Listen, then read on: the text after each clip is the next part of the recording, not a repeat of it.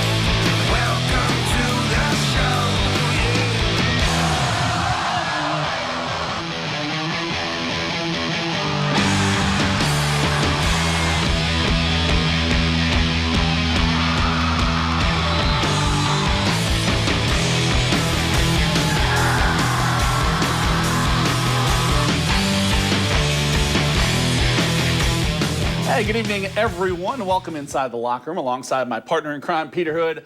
My name is Justin Prince. Thanks for kicking off your weekend with us. Pete, week 5 of the high school football season, and this may be the best slate of games we've had so far this year. It includes a pair of showdowns in the SAC with Homestead hosting Snyder, Carroll visiting Bishop Dwenger.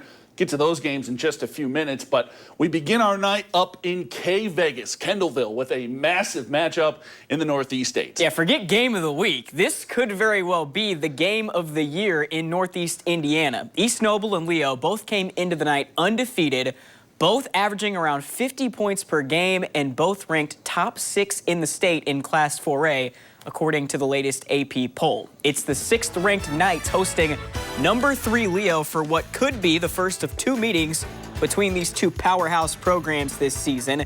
Last year, Leo won the regular season meeting on their way to an NE8 title, but East Noble got its revenge in the postseason, knocking off the Lions at their place in the sectional championship game. Picked this one up late second quarter. Lions already up a couple scores, and they want more. We want some more. Mason Sharon breaks a tackle, bounces it to the outside, and you ain't catching that kid. 58 yards later, Sharon celebrating in the end zone, 111 yards, 2 tutties on the night for the senior. Lions go for 2, and this was a big story in this game, Prince. Every time they scored, they went for 2, and every attempt was successful. Wow. Hepner across the goal line. That makes it 32-12 Leo. Ensuing possession for East Noble, trying to get something going before the half, but Xander Brazel, picked off by Illinois State commit Rylan Crawford, nearly houses it. East Noble's lucky he didn't. Tackled just short. Lions lead by 20 at the break, but the Knights came out and looked like a totally different team in the second half. That's because Kanan Carrico was running like a man possessed. Finishes the game with 214 rushing yards. Dang. You see a big first down right there, and then later in the drive, Carrico, one of his 2 touchdowns on the night, cuts the deficit to 13. East Noble actually comes back to tie the game, but Leo scores late. Lions hold on to win 40-32. They move to 5-0 on the season. What a ball game. High scoring over there. We head to Gandy Field, Columbia City, looking to keep pace with Leo atop the NE8s, taking on DeKalb. Pick this one up beginning of the first. It's all Eagles. That's Ethan Sievers punching it in from the goal line. But hey, this C-City team can do it on both sides of the ball. Next possession for the Barons, Caden Pettis looking for a receiver downfield, and well, that was not him. Picked off by Josh Arntz, takes it back deep inside Baron territory, and from there, C-City capitalizes. They run the fake, beautiful pass to Hunter Heron, a wide open. Heron can ball, man. On the painted turf. He's a good player. C-City cruises in this one, 51-28 your final. All right, staying in the NE8, New Haven Bulldogs hosting the Norwell Knights this evening. Big chink in the armor early on for Norwell. New Haven taking advantage. Jakar Williams deep to Kamari Clopton, makes the diving grab on the sideline. Later in the series, this time it's Quantry Sanders keeping it on the ground and scoring a touchdown. Bulldogs strike first in this one, but Norwell comes right back. Luke Graff. Prince, how many times have we said his name early on this season? It seems like a million. Only 5 weeks in, but we've said it a lot. You see him answer with the touchdown. Norwell goes on to win this one easily, 35-18. All right, a final stop in the NE8 comes in Decatur. Belmont hosting Huntington North. Pick things up midway through the second quarter. That's Huntington North's Keegan Landrum punching it in from a few yards out. Gives the Vikes a 14-3 lead. Next possession for HN. Landrum gonna air it out this time. He finds Dylan Trout all alone behind the Belmont defense, and that fish can swim, folks. Makes it a 23 Huntington North lead. Braves trying to answer here. Final play before halftime. Hail Mary attempt. John Ullman heaves one downfield. Ball actually caught by Jamison Rumpel, but he is well short of the goal line. Half comes to an end. Vikings go on to win 34-17. All right, move to the SAC now. 2A #1 Lures looking to stay unbeaten and in control of their own destiny. Facing off with Northside. First drive of the game. Legends going for it on 4th down. Donovan Williams to Ryan Collins, and that'll be more than enough for the first. Ben Johnson, he's not afraid to go for it. He's going to be aggressive, man. Drive would stall, though. Legends have to settle for a field goal. Caden Libby Callahan knocks it through. So Northside goes up by 3, but on the ensuing touch, Lures, well, they doing what Lures does on offense. Carson Clark to Jaden Hill in the end zone. That makes it 7-3 Knights, and they were far from done. Next possession, Clark taking the top off the defense. Brody Glenn. What more can you say? Finds 6. Lures takes a 14-3 lead, and the route was on from there. Knights cruise 55-9. They moved to 5-0 on the season. All right, let's make our way over to Shields Field. Dwenger taking on Carroll. Both teams with 1 loss, looking to stay in the race for the SAC crown. And hey, this one, all Chargers early, Pete. Second quarter, already up 14. Have a day, Jamison Coverstone. Jeff Becker hits him in stride for the 49-yard TD, 173 yards, 3 touchdowns for Coverstone. Chargers up 21. He's got to be on pace for like 3,000 yards receiving at this point. He's got to be. Back the other way, Saints answer. After a long drive, Aziz Dixon plunges in from a couple yards out. It's back to a 14-point game, but Chargers had all the answers all night long. Next touch, Becker hooks up with A.J. Lazoff for the touchdown, makes it 28-7, and then after a Dwenger fumble just before half, Becker rolling to his right, and he finds Gabe Starks wide open in the corner of the end zone. That's another touchdown, 327 yards, 6 TDs for Becker on the air. Carroll cruises 42-23. They're now 4-1. Wow, statement for the Chargers there. Yes. So these two teams also came into the night with just 1 loss in SAC play. Homestead taking on Snyder. Pick it up third quarter. It's 14-0 Snyder, but here comes Homestead. Peyton Slavin to Grady Swing for the big chunk play. Couple plays later, it's Slavin to Nate Anderson. The Western Michigan commit finds pay dirt. Spartans close the gap. That makes it 14-7. Ensuing touch for Snyder. Home run ball time. Luke Hoppert, the dime to Kamari Juarez. Big gain on that play, but the Homestead defense stands tall on this drive. Check out this huge hit from Aaron Wagner. Hello. Spartans keep Snyder out of the end zone on this series, but Snyder goes on to win the game 17-14. Panthers keep themselves alive in the SAC. They sure do. Second to last stop in the SAC comes at Spooler Stadium sideline pass to check out Northrop and Concordia. Bruins up 14-0, looking for more to start the third. Keani Bates flush from the pocket, can't get off a pass before big Larry Schonefeld brings him down. Northrop would punt. Ensuing possession for Concordia, 4th and short from their own 19, but they can't get the first down. Dontrell Johnson swallowed up by Omarion Rogers, and Jermaine Parker forces the turnover on downs. Bruins get a short field, and they take advantage. Handoff goes to Jelante Hinton, and that is a man that I do not want to be in front of. Nope. Gets in for the tutty, puts Northrop up 21. Bruins cruise 27-14 the final. How's that kid only a sophomore? I don't know, man. He looks like a grown-ass man. He sure does. Final stop in the SAC, Southside visiting Wayne. Southside was in quarantine last week. A lot of their guys had to cancel their game with Snyder due to COVID, and Wayne not greeting them kindly here. That was Lamarion Nelson. He's having a heck of a year. Yeah, he is. Wayne now up 2 scores after that. Southside, though, they respond. Time expiring here in the first half.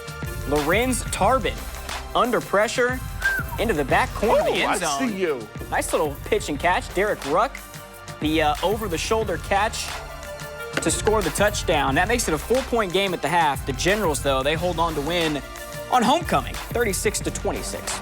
All right, let's move on to the ACAC 1A number 3. Adams Central looking to move to 2-0 in conference play. Flying Jets hosting Heritage, and the hosts wasted no time establishing their dominance in this one. First drive of the game for AC. They march right down the field. Ryan Black sneaks it in from a yard out. AC takes a 7-0 lead. Ensuing touch for the Patriots. Caleb Abbott gets hit as he throws. Ball flutters right into the hands of Ryan Tester. Big pick last week, big pick tonight. And that one is a pick 6. Make it 14-0 Flying Jets still in the first quarter. How about this? The handoff to Nick Neuenschwander. And once you let Newey get outside, you may as well just meet him in the end zone. Yep. There takes it all the way to the crib. It's 21-0 Jets. Nothing you can do there. And they fly away with the big victory tonight. 56-0 your final. All right, so AC going to take on rival South Adams next week. That'll be a big one down in Monroe. Starfire stepping out of conference this week, visiting Monroe Central. First quarter, Stars driving, but that was not what you wanted to see if you're a Starfire fan. Owen Warner picked off by Gavin Smithson. Burciaga. Sure, we'll go with that. GSB, as they call him.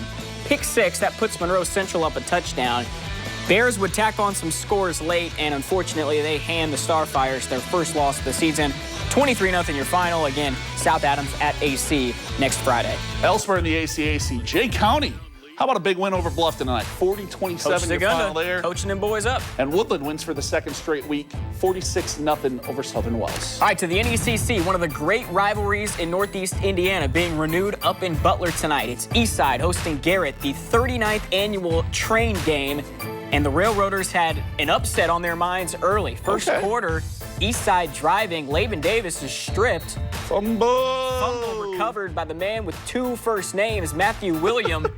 Garrett takes over, and on the ensuing possession, Chris DePue and company, they're going for it on 4th and long. They ain't afraid. Aiden Lytle to a diving Trey Richards.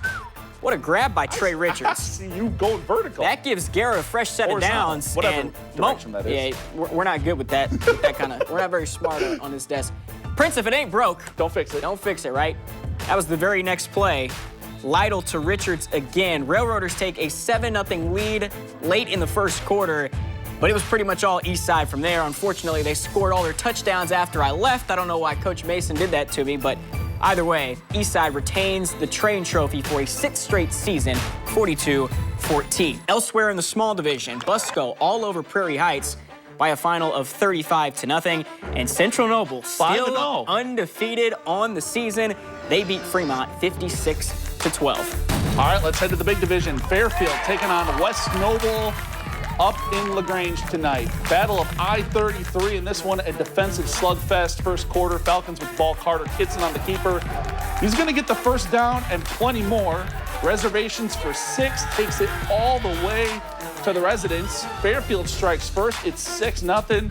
They were making some moves on defense early, too. Jonathan Eastep with the big hit for a big loss in the backfield. And then later, Marco Garcia with the pick gets the ball back for the Falcons. But, hey, you know what? Eventually, you got to score, and they wouldn't score again. West Noble goes into Fairfield and gets the win, 13-6 to final. Staying in the big division, Angola, Lakeland. Lakers down a touchdown in the 4th, going for it on 4th, and Owen Troyer comes away with this ball for the touchdown. Lakers down just a point. Later in the quarter, still a 1-point game. You're going to see Carson Mickham on for the short field goal and the win. And the freshman, are you kidding me? How about that? A freshman from 20 yards out for the win. Lakeland stuns the Hornets on the road, 30-28 your final.